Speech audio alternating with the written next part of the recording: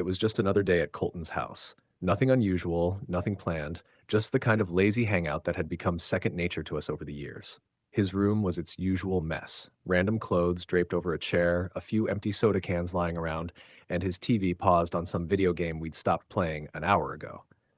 The late afternoon sun was pouring through the blinds, streaking golden light across the walls and making the dust in the air shimmer. I'd been over at his place so many times that it felt more like my second home than anything else.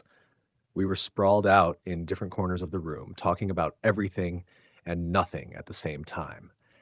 It was one of those conversations where the topic drifted without direction. Relationships, stress, the stuff we didn't usually say out loud but felt safe talking about when it was just the two of us. That was one of the best things about Colton.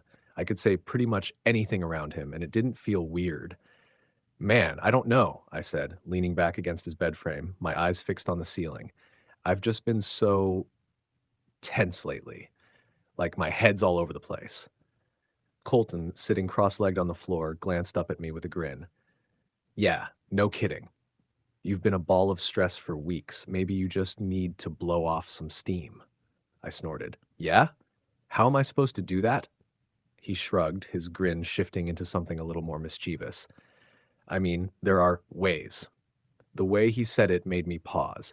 There was something in his tone, playful but also deliberate, that caught my attention. I looked over at him, raising an eyebrow.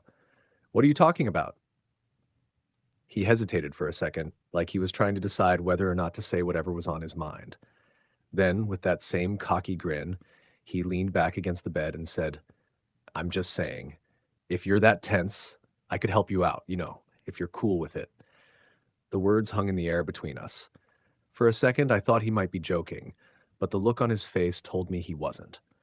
My heart started pounding, and I sat up a little straighter, unsure if I'd heard him right.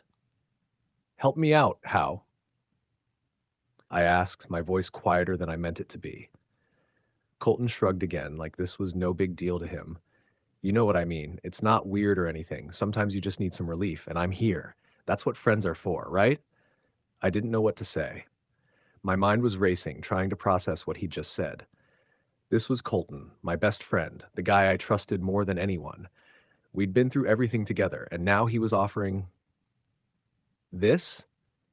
I wanted to laugh, to brush it off like it was just another one of his jokes, but I couldn't, because deep down I knew he was serious. And the craziest part was I didn't hate the idea.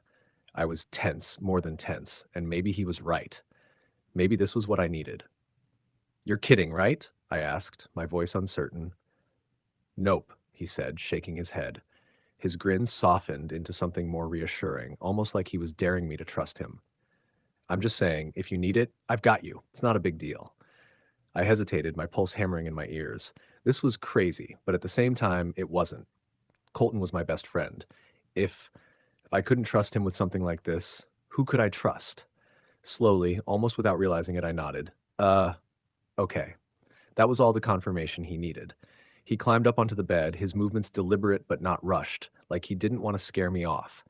My stomach was doing flips, and I had no idea what to do with my hands or my eyes or any part of me. Really, I just sat there, frozen, as he reached for my waistband. Relax, he said, his voice calm and steady, like this was the most normal thing in the world.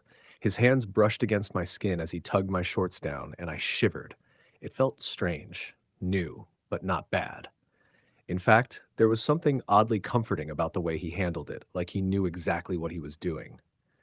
The room went silent, except for the sound of my breathing. I closed my eyes, trying not to overthink it, just letting myself focus on the feeling. It was intense, more intense than I'd expected. There was a relief that washed over me, deeper and more overwhelming than anything I'd felt in weeks. For a few minutes, everything else faded away: the stress, the tension, the questions. It was just me and Colton, and nothing else mattered. When it was over, he leaned back, wiping his mouth with the back of his hand. He looked up at me with that same cocky grin, his eyes sparkling with amusement. Feel better? I nodded, still catching my breath. Yeah, I guess I do.